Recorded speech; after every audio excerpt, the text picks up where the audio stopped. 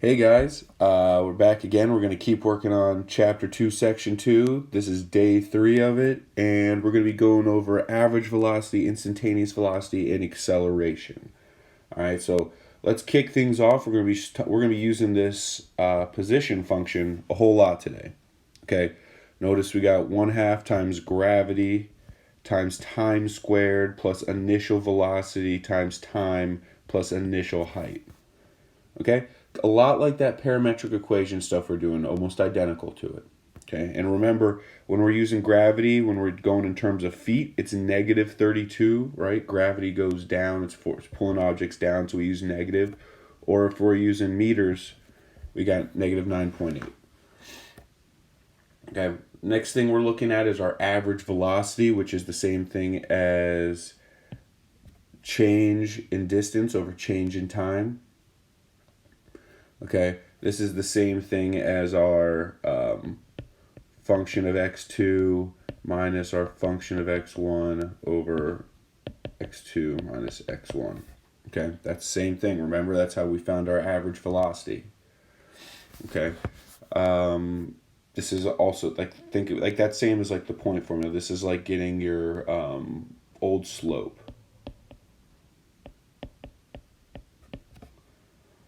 Okay. Remember, instantaneous velocity, same thing as taking the derivative. Right, our velocity function right here is the same thing as the first derivative of our position function.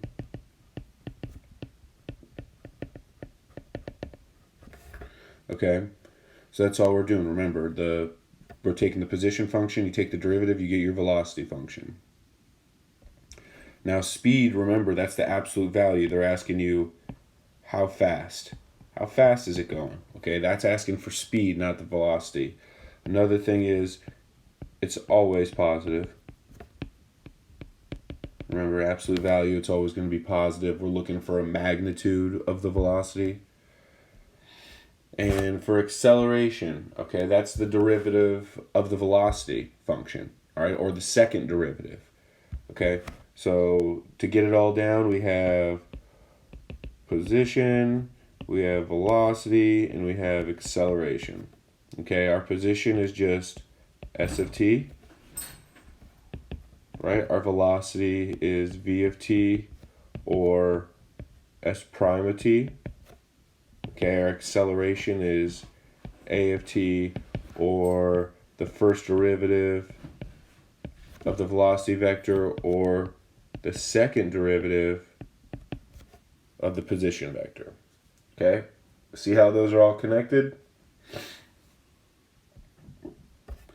Okay, so those are just some quick notes. Now we have two couple step problems that we're going to go through. Okay, so the first one, we have a rocket is propelled vertically into the air from a height of 20 feet with an initial velocity of, well, so let's just say this. So we got an initial height, we got an initial velocity, and if gravity is considered to be constant, then its height in feet after t seconds is given by the equation. Okay, and when they say gravity is constant, they're just saying that, like, it's always going to be 9.8 or it's always going to be 3.2. You don't have to worry about that changing when time changes. So we're going to look at our position equation we got right here. Remember, we have that initial height of 20, and that equation tells us right there. So if we sketch that graph real quick over on the side, we know it starts at 20, and we know it's going to be just this nice parabola. Okay? So now, let's look at A. How high does the rocket go? All right, so we have to find where that vertex is. We need to find this height.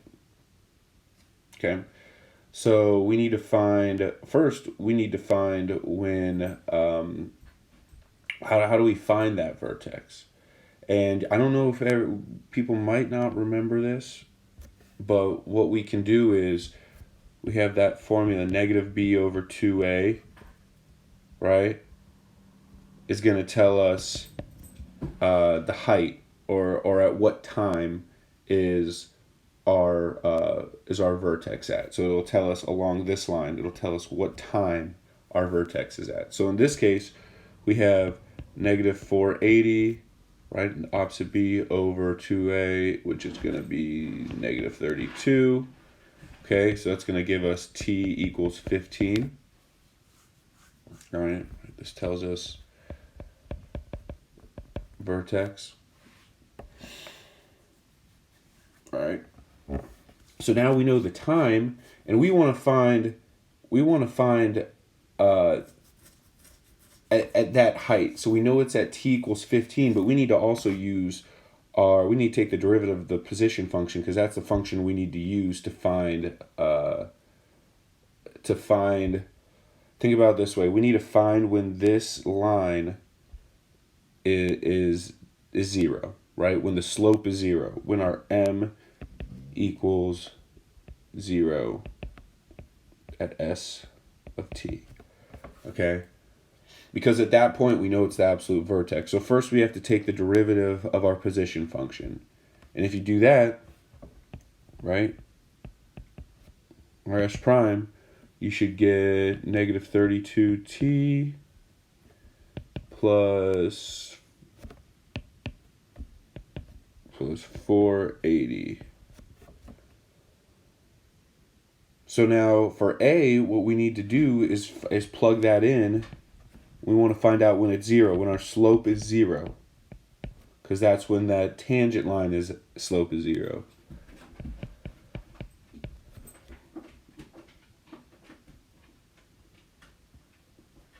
Okay, and we're plugging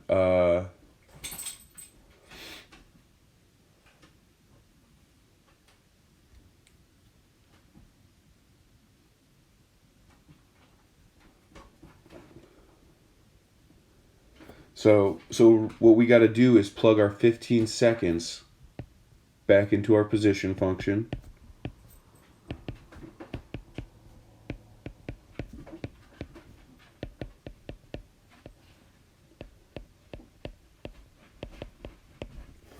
Okay, and what you should get in the end is 3620. Let me clean that up.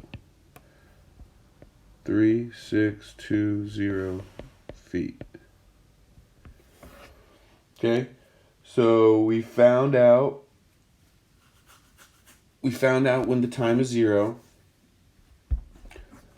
and then we plug that back in at t15. We plug that back in, found the height at the vertex. All right, so now B is asking us, how fast will the rocket travel after 3 seconds? So fast, remember when they're asking how fast, they're asking for speed. So is the rocket traveling or how fast is the rocket traveling after 3 seconds? So what we got to do is take the absolute value of the derivative of our position function, right, or our velocity one. And what that's going to be is the absolute value of negative 32. And remember, we're plugging that 3 in, because we want to know what it is after 3 seconds.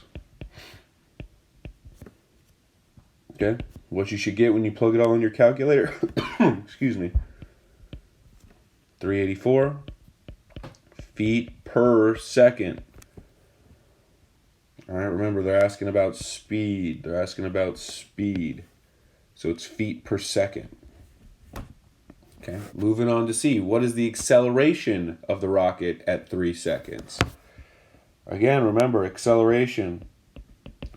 That's going to be our position, the second derivative of our position function.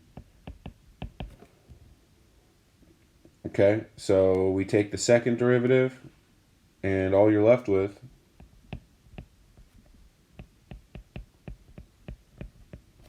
is negative 32 feet per second squared. Right, that constant 480 disappears, the t goes down, and you're just left with the negative 32. Okay, so all you got to do is take the second derivative of that position function, and you're just left with negative 32. Now D, how fast is the rocket traveling when it's 1,000 feet above ground? Okay, how fast is it traveling when it's 1,000 feet above ground? All right, so this is just the position. They're giving us our position. All right, we want to find our t from the origin. All right, so now we got to find our t. So we have, plugging into we're going to use our position formula. We have 1,000 equals negative 16t squared minus 480t plus 20. Okay, let's make it nice and clean, make it all equal to 0. Negative 16t squared minus 480t minus 980. All right, and from here we have to use the quadratic formula.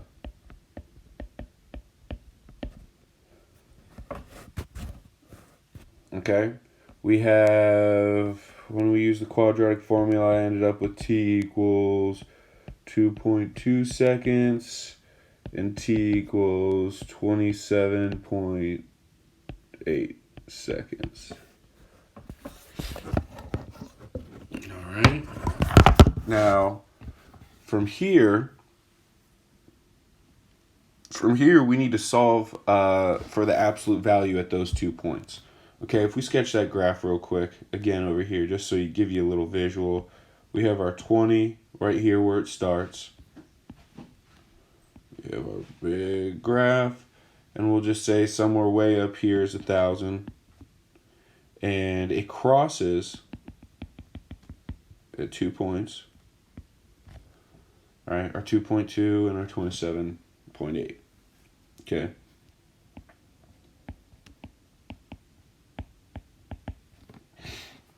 All right, so if we take the absolute value, so the first one we're going to do s prime of 2.2. Okay, so we're plugging our 2.2 into the second derivative because we want to find our velocity. So we have, or we're finding our speed, but we're using our velocity equation.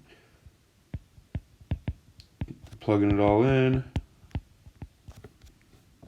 should get a nice 409.6 feet per second. And then if we do it for the other one, s prime of 27.8, negative 32, 27.8 plus 480, absolute value, we got 409.6 feet per second. All right, great. So we got the same speed at those 2 points.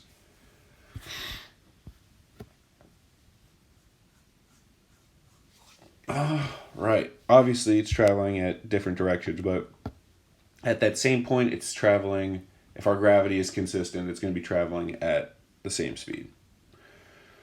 All right, that's one down. We got one more problem to dive into. Another one, multi-part. This time we're talking about a silver dollar is dropped from the top of the World Trade Center. All right, it's kind of a old problem here. Nothing wrong with that. World Trade Center, which is 1,362 feet tall. Okay, so remember, when we're making our equation,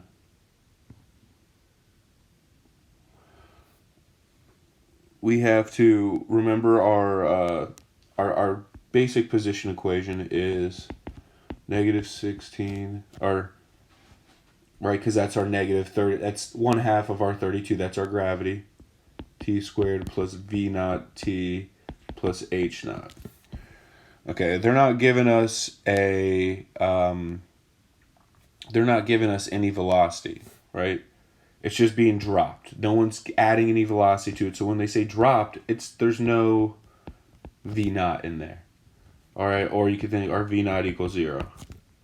So when we write our equation for this problem, we're writing it, our position equation is just our negative 16, right, our gravity, plus our initial height,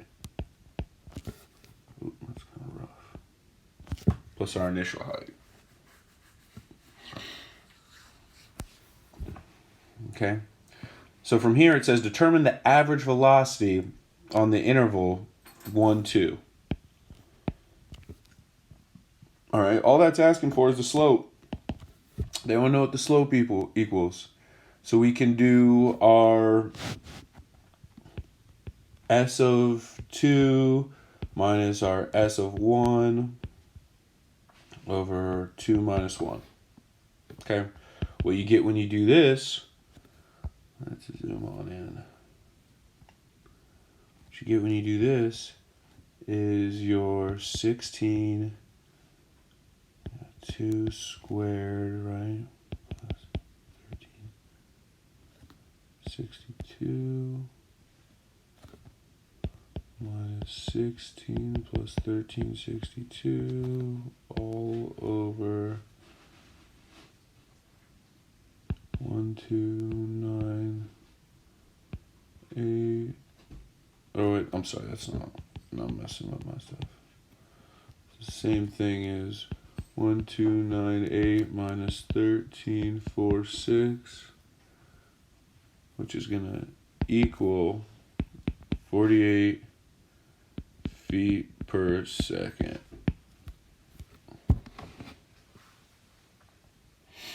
Okay? So all we did was plug that in our calculator. We used our slope formula, our functions minus each other over the x's.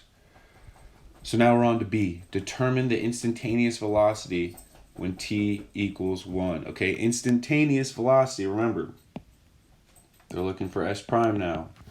Our instantaneous velocity at t equals 1. So now we have to plug 1 into, well, we're looking at t equals 1 and t equals 2.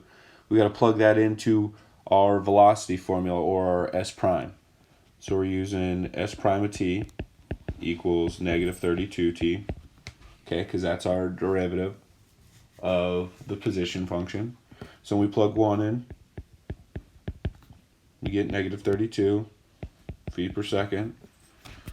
All right, when we plug 2 in, we get negative 64 feet per second.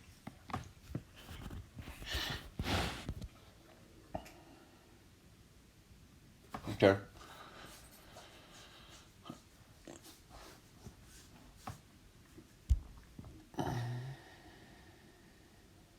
Now determine. Now it's asking us to. We're on C now. Sorry, those are the answers. We just found the instantaneous velocity at those 2 points. Another way, actually a cool way you can check this, if you want to check this, if you look at what A was asking us, the average velocity between those two, this is asking us the instantaneous at those two endpoints. So to check your work on A and B, you could just do the average formula, right? If we do our negative 32 minus negative 64 plus 64 in this case, right, over 2, you get negative 48, which, look, that's the same thing that we had up there. So that's a good check, right? Our average should be, the average of our two endpoints at the instantaneous.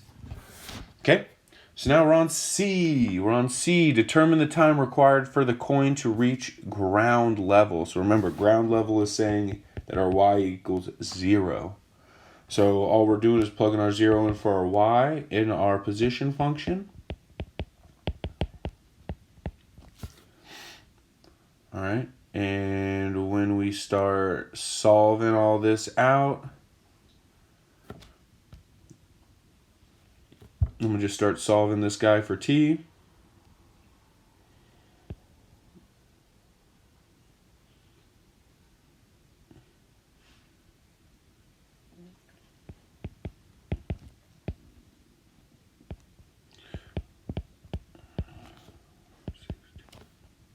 So you should get your t equals 9.23 seconds.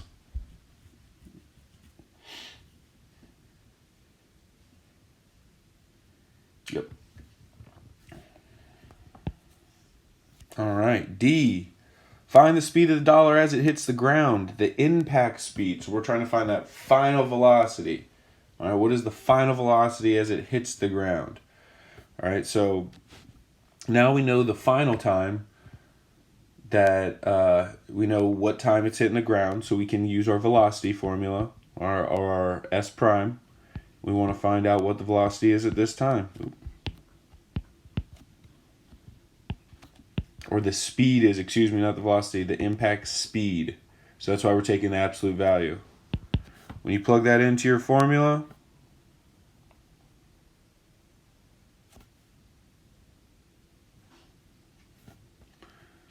should get, because remember your formula is just negative 32 t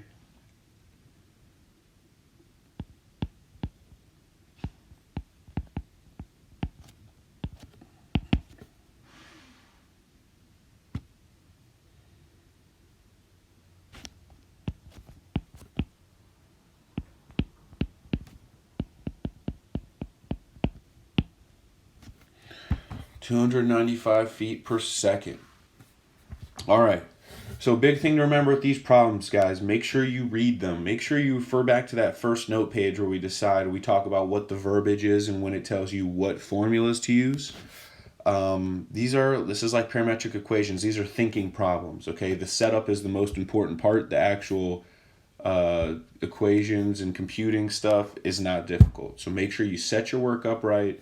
Make sure you understand what the question's asking, and make sure you understand those levels too.